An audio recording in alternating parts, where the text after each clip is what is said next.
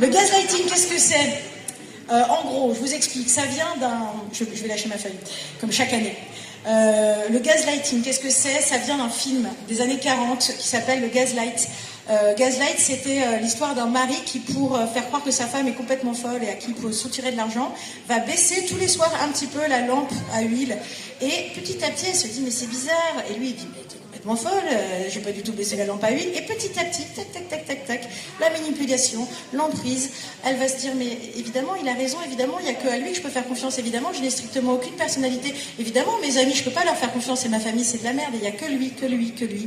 Eh bien non, madame, il n'y a pas que lui, il y a vous avant tout et vous absolument tout le temps. Lisez cet ouvrage, c'est absolument incroyable, éclairant, moi je le donne à tout le monde en fait. Je l'ai filé à mon père en premier. J'étais très contente de le donner à mon père.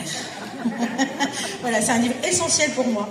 Et pour celles et ceux qui cherchent à écouter et à comprendre, à sensibiliser ou qui n'ont pas envie de lire parce que parfois c'est difficile de lire, je vous conseille ce podcast qui s'appelle Les couilles sur la table, qui est de toute manière génial, mais il y a en particulier un épisode qui s'appelle qui sont vraiment les pervers narcissiques. Alors c'est un terme qu'on entend beaucoup, qui est essentiel, on l'utilise un peu à tort et à travers, mais c'est très important de savoir ce que c'est, et qui explore la question du pervers narcissique, du gaslighting, des violences conjugales psychologiques, de toutes ces formes de domination qui sont sous-estimées, mais qu'il est urgent de nommer. Voilà. En tout cas, à vous, toutes les femmes, tous les hommes, tous les enfants qui sont présents ici et qui sont concernés, un grand merci, ça fait vraiment chaud au cœur de vous voir.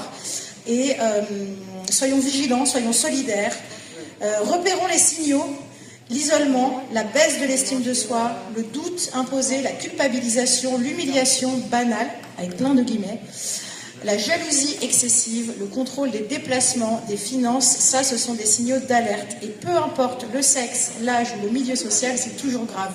Alors croyons-les et soyons tous ensemble, encore et toujours. Merci beaucoup.